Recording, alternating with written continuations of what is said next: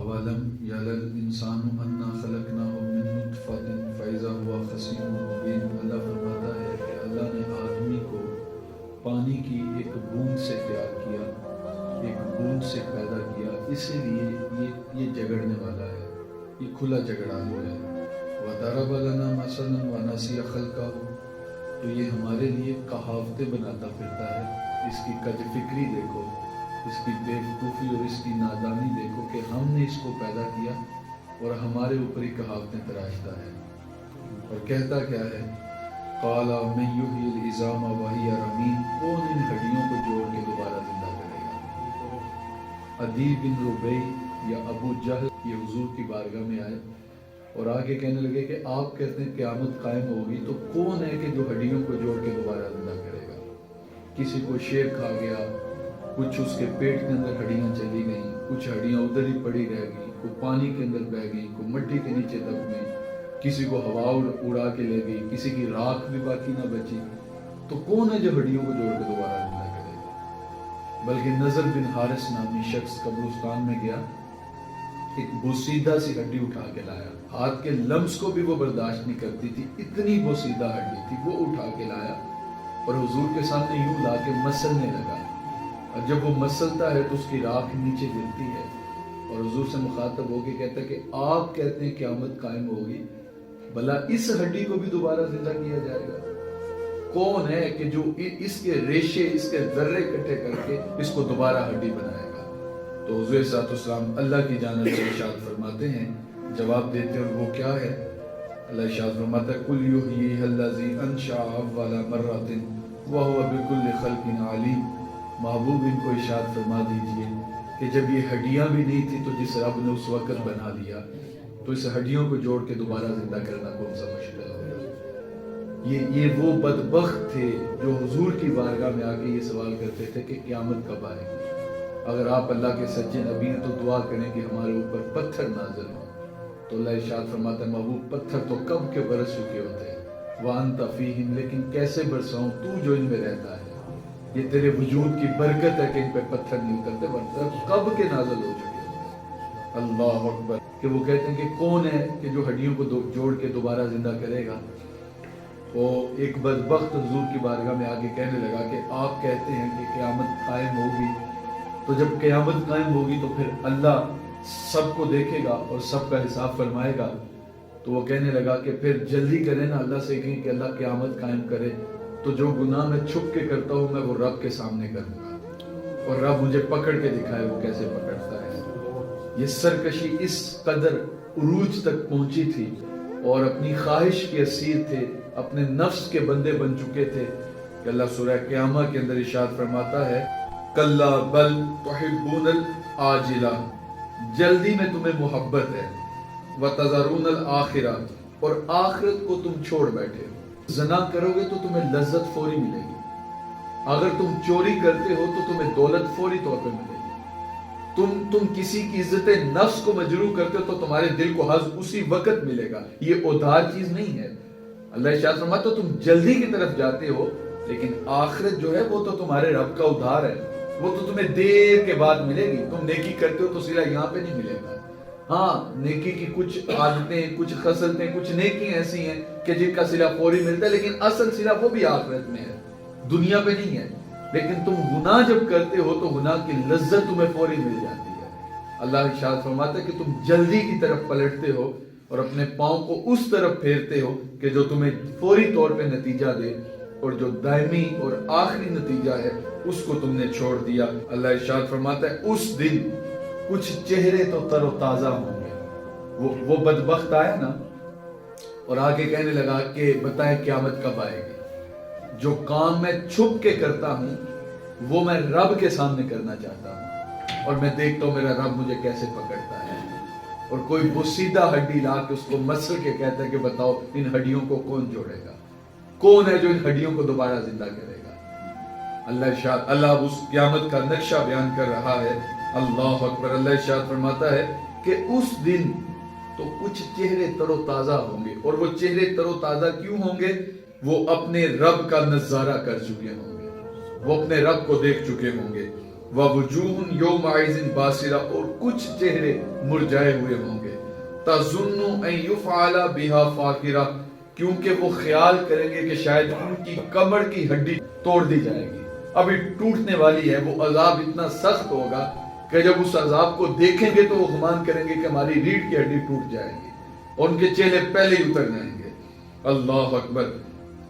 کلا اذا بلغت التراقی. اللہ ارشاد فرماتا ہے کہ ہاں جب جان گلے کو پہنچ جائے گی.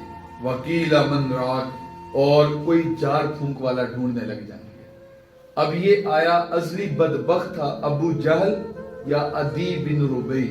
یہ حضور کی بارگاہ میں آ کے کہنے لگا کہ ہمیں بتاؤ تم کہتے ہو قیامت آئے گی، تو قیامت کب آئے گی؟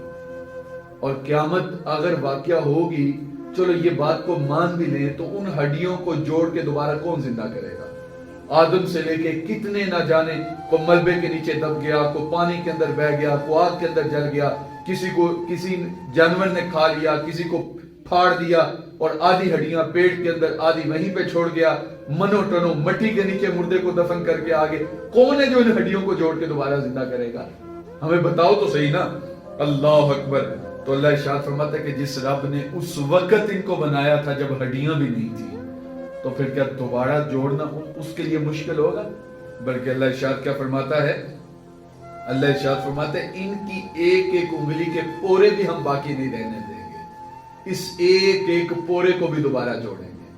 یہ کہتا ہے ہڈیوں کو کون جوڑے گا؟ ہم تو انگلیوں کے پورے بھی دوبارہ جوڑیں گے. اللہ اکبر. یہاں تو موت کا معاملہ بڑا مشکل ہے، قیامت تو بعد کی بات ہے. اللہ اکبر. اللہ کیا ارشاد فرماتا ہے؟ اللہ ارشاد فرماتا ہے کہ کلا اذا بلغت التراق جب تمہاری جان تمہاری ہنسلی میں اٹک جائے گی، جب باقی سینے سے بھی جان نکل چکی ہوگی اور جان بالکل تمہارے حلق کے اندر اٹک چکی ہے. اب ڈاکٹروں نے بھی معذرت کر لی، انہوں نے کہا جی ہمارے بس کی بات نہیں، اب یہ لا علاج ہے، اس کو گھر لے کے جاؤ، جتنی خدمت کر سکتے ہو اس کی خدمت کر دو. اب جب گھر لے کے آئیں گے تو پھر بیٹے کہیں گے کہ جاؤ کوئی جھاڑ پھونک والا بلا کے لاؤ، کوئی دم ہی کر دے، اللہ اس کو شفا ہی دے دے.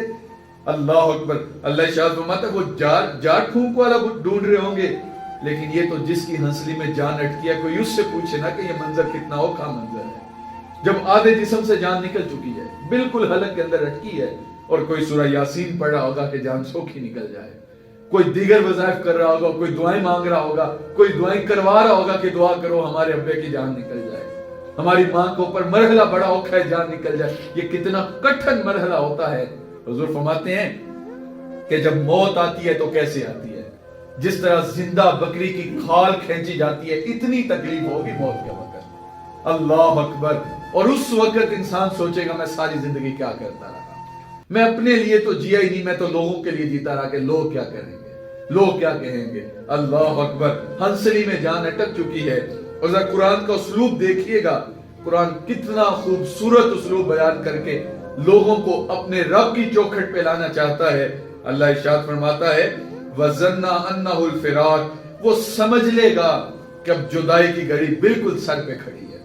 گھر والے تو کہیں گے کوئی دوائی دارو کرو، کوئی جھاڑ پھونک والا بلا کے لاؤ، لیکن جس کی جان ہنسلی میں اٹکی ہے وہ سمجھ جائے گا کہ جدائی کی گھڑی اب بالکل سر پہ کھڑی ہے. اب 2 لمحوں کی تاخیر ہے، کو ہولے سے آنکھوں پہ ہاتھ پھیر دے گا، یہ پتہ بھی نہیں چلے گا کہ کب جان نکل گئی. اللہ اکبر. اللہ اکبر. وَالْتَفَّتِ السَّاقُ بِالسَّاقِ اور پنڈلی پہ چڑھی ہوگی. جب موت کا وقت قریب آتا ہے تو ایک ٹانگ دوسری ٹانگ کے اوپر لپٹتی چلی جاتی ہے، اسی لیے دونوں انگوٹھے باندھ دیے جاتے ہیں کہ ٹانگیں بالکل سیدھی رہیں. اللہ ارشاد فرماتا ہے یہ جھاڑ پھونک والا ڈھونڈے اس کی بیچارے کی تو پنڈلی دوسری پنڈلی پہ چڑھ رہی ہوگی اور آپس کے اندر انگوٹھے باندھ دیے جائیں گے. قیامت کب قائم ہوگی؟ محبوب یہ سوال کرتے ہیں. اللہ ارشاد فرماتا ہے ان کو بتاؤ کہ جب قیامت قائم ہوگی تو پھر سورج اور چاند دونوں آپس میں ملا دیے جائیں گے. چاند کو بالکل بے نور کر دیا جائے گا، اس کی چاندنی کھینچ لی جائے گی. یہ جو پہاڑ کتنے کلومیٹر پہ پھیلے نظر آتے ہیں یہ روئی کی طرح اڑنے لگیں گے. یہ زمین پھٹ جائے گی، یہ آسمان ٹکڑے ٹکڑے ہو جائے گا، نظام کائنات دھرم برم ہو جائے گا. ان کو بتائیے جو اب کہہ رہے نا کہ قیامت کب آئے گی، میں رب کے سامنے گناہ کرنا چاہتا ہوں اللہ ارشاد فرماتا ہے جب قیامت آئے گی تو یہ پناہ گاہ ڈھونڈتا پھرے گا، لیکن اس کو فرما دو اسے پناہ کوئی نہیں دے گا۔ اس وقت اگر کوئی پناہ دے گا تو وہ تمہارے رب کی ذات پناہ دے گی، اس وقت کوئی پناہ دینے والا نہیں ہوگا، اور اس وقت یہ ڈھونڈے گا کہ کہیں سے کوئی چھت ملے کہ میں اپنا سر چھپا لوں، کہیں سے کوئی زمین کا ٹکڑا ملے میں اپنے پاؤں تو جماؤں۔ لیکن اللہ ارشاد فرماتا ہے جب قیامت آئے گی تو پھر ان کو پتہ بھی نہیں چلے گا کہ قیامت کب آئے گی، یہ اپنے کاموں کے اندر مشغول ہوں گے۔ پھر ان کو قیامت آج، اور وہ اتنی کڑک دار آواز ہوگی کہ ان کے کانوں کے پردے بھی پھٹ جائیں گے، کل کائنات کا نظام درم برم ہو جائے گا۔ اس وقت سورج مغرب سے طلوع ہوگا، توبہ کا دروازہ بند ہو جائے گا۔ یہ سورج کا مغرب سے طلوع ہونا یہ اس بات کا اعلان ہوگا کہ اب تمہاری توبہ قبول نہیں ہوگی، اب ساری زندگی گناہ کیے، اب تو ایک آنسو بھی بہائیں اللہ معاف کر دیتا ہے۔ لیکن جب سورج مغرب سے طلوع ہو جائے گا تو اللہ ارشاد فرماتے ہیں اس بات کا اعلان ہے کہ تمہاری توبہ قبول نہیں کی جائے گی۔ اب تم روتے ہو، پیٹتے ہو، چیختے ہو، چلاتے ہو، ماتھا دیواروں پہ مارتے ہو، لیکن اب تمہارا رونا کسی کام کا نہیں ہوگا۔ وقت پر کافی ہے ایک قطرہ بھی آب خوش انگام کا، جل گیا جب کھیت برسا نہیں تو پھر کس کام کا۔ اب تمہارا رونا کسی کام کا نہیں ہوگا۔ یہ اس بات کا اعلان ہے کہ توبہ کا دروازہ بند ہو چکا ہے۔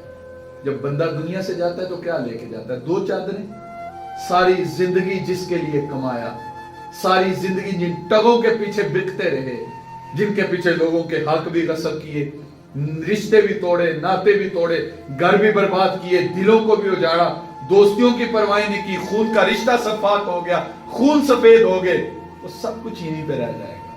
صرف دو چادریں بندہ ساتھ لے کے جائے گا، اور کتنا کسی بنگلے کے اندر جا رہا ہے، کسی محل کے اندر جا رہا ہے، نہیں، 2 گز زمین کا ٹکڑا ہوگا اللہ، اور اس کے اندر کوئی تجوری بھی نہیں ہوگی، نیچے مخملی مسلح بھی نہیں ہوں گے، بلکہ نیچے بالکل مٹی ہوگی، اس کے اندر مردے کو رکھا جائے گا اور اوپر سے منو ٹنو مٹی ڈال دی جائے گی۔ اللہ اکبر۔ اللہ ارشاد فرماتا ہے جب دوبارہ اٹھایا جائے گا تو پھر رب وہ 2 چادریں بھی ان سے کھینچ لے گا، بالکل برہنہ ننگے اٹھائے جائیں گے۔ اللہ اکبر۔ حضرت عائشہ کہتے ہیں حضور پھر اس دن ایک دوسرے سے حیا نہیں آئے گا؟ تو عائشہ کسی کو ہوش ہوگا تو حیا آئے گا، ہوش اڑے ہوئے ہوں گے سب کے، معاملے بڑا سخت ہے، ہر کوئی اپنے پسینے کے اندر شرابور ہوگا۔ اللہ اکبر۔ کسی کو ٹخنوں تک، کسی کو گھٹنوں تک، کسی کو ناف تک، تو کسی کو پسینے کی لگام دی جائے گی، زمین تانبے کی بنا دی جائے گی، سورج 1.25 میل پہ آ جائے گا، آج رخ الٹا ہے اس دن رخ بھی سیدھا کر دیا جائے گا۔ اللہ ارشاد فرماتا ہے اس دن تمہارا رب تمہارے سارے راز فاش کر دے گا، ہر چیز تش تش بام کر دی جائے گی۔ میں رات کہاں پہ گزار کے آیا ہوں آپ نہیں جانتے، آپ رات کہاں پہ گزار کے آئے ہیں میں نہیں جانتا۔ ہم نے رات مسجد کے اندر گزاری یا میں خانے کے اندر گزاری، رات قرآن پڑھتے ہوئے بسر کی یا ہم نے رات جو ہے وہ سوشل میڈیا پہ گندگی غلاظت دیکھتے ہوئے بسر کی، رات ہمارے کان نغمے سنتے رہے یا پھر قرآن کی صدائے دل نواز سنتے رہے، رات ہم کہاں پہ تھے کوئی نہیں جانتا۔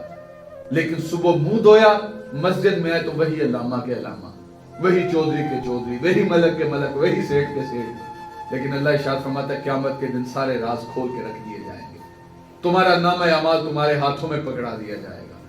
اللہ ارشاد فرماتا ہے ان کو نام بھی بتایا جائے لیکن وہ تو جانتے ہیں کہ وہ کیا کر کے آئے ہیں، ان کے ضمیر پہ ایک بوجھ ہے۔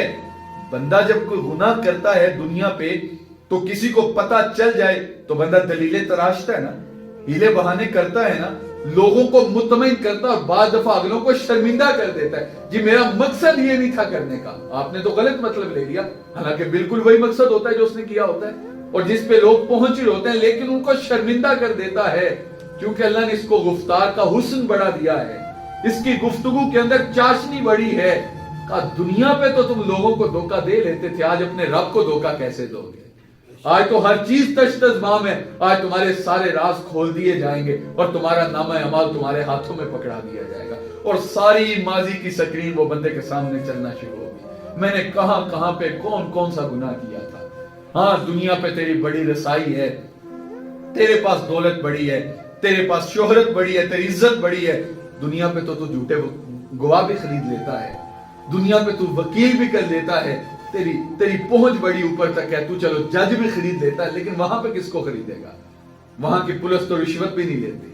اللہ اکبر. اللہ ارشاد فرماتا ہے سارا اس کا نظام جو ماضی کا تھا اس کے سامنے تش تش بام کر کے لایا جائے گا اور انسان ماضی کو دیکھے گا اور اپنے اندر شرمندہ ہو رہا ہوگا. یہ میں نے کیا کر دیا, میں کس کے پیچھے بھاگتا رہا, میں نے کس کے پیچھے ساری زندگی بسر کر دی. اس دن زبان گونگ کر دی جائے گی, بالکل بول نہیں پائے گی. بندے کے ہاتھ گواہی دیں گے, اس کے قدم گواہی دیں گے یہ ساری زندگی کیا کرتا رہا.